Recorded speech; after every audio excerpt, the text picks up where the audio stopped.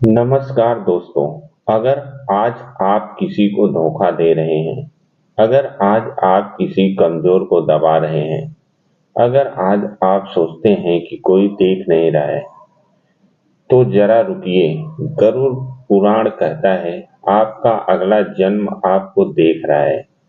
आज की यह कथा डराने के लिए नहीं है।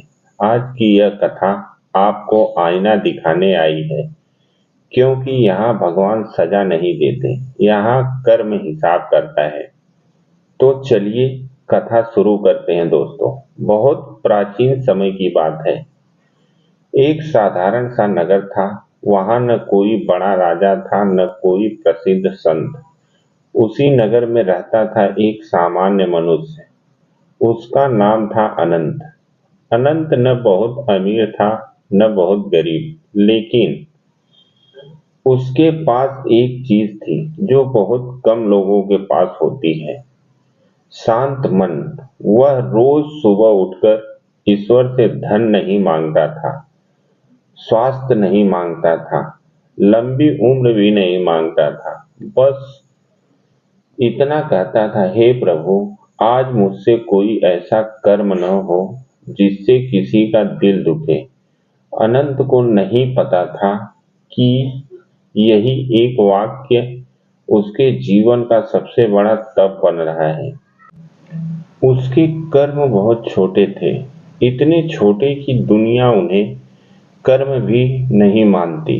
रास्ते में चलती चींटी को बचा लेना, किसी भूखे को बिना नाम पूछे रोटी दे देना, किसी गुस्साए व्यक्ति को कड़वा उत्तर न देना। गरुड़ पुराण कहता है, जो कर्म चुपचाप किए जाते हैं वही आत्मा के साथ चलते हैं।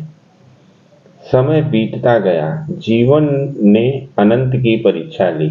एक दिन उसका व्यापार टूट गया। जिसने कभी छल नहीं किया था, उसी के साथ छल हो गया। लोग हंसने लगे, कहने लगे, ईमानदारी से पेट नहीं भरता। लेकिन अनंत ने भगवान से शिकायत नहीं की। उसने कहा, अगर यह मेरे कर्मों का फल है तो मैं इसे स्वीकार करता हूँ।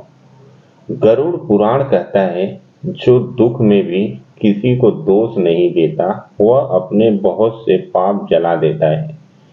समय आया, अनंत का शरीर थक गया। एक शांत रात उसकी सांसें रुक गई और आत्मा यात्रा पर निकल पड़ी।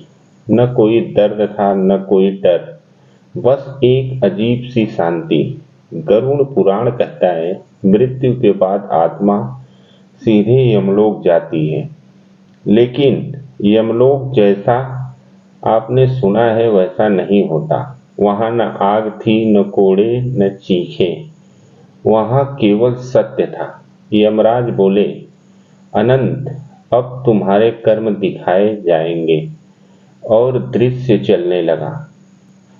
एक चींटी जो कुचली नहीं गई थी, एक भूखा बच्चा जिसे आधी रोटी मिली थी, एक दुखी मन जिसे बिना बोले समझा गया था। अनंत रो पड़ा। वह बोला, मैंने तो कुछ बड़ा नहीं किया। यमराज ने कहा, तुमने कुछ बड़ा नहीं किया, लेकिन तुमने कभी बुरा भी नहीं किया। गरुड़ पुराण कहता है, यहाँ कर्म नहीं भाव तौले जाते हैं। यमराज बोले, तुम्हें फिर से मनुष्य जन्म लेना पड़ेगा, लेकिन इस बार ऐसे घर में जहाँ संस्कार होंगे, जहाँ करुणा होगी, जहाँ ईश्वर की याद सहज होगी। और आत्मा नए जन्म की ओर बढ़ गई। गरुड़ पुराण का सत्य बहुत सरल है। आपका अगला जन्म किसी भगवान की मर्जी नहीं है, वह आपकी रोज की छोटी छोटी आदतों का परिणाम है। आज का क्रोध कल का अंधकार बनता है, और आज की दया कल का प्रकाश। अगर आज आपने किसी का दिल नहीं दुखाया, तो समझ लीजिए आपका अगला जन्म मुस्कुरा रहा है। गरुड़ पुराण डर की पुस्तक नहीं है, यह जगाने की पुस्तक है। और अगर यह कथा सुनकर आपका मन थोड़ा भी बदल गया हो, तो समझ लीजिए आपकी आत्मा ने सही रास्ता चुन लिया है। तो इस वीडियो में बस इतना ही। मिलते हैं नेक्स्ट वीडियो में। तब तक के लिए हर हर महादेव, ओम नमः शिवाय।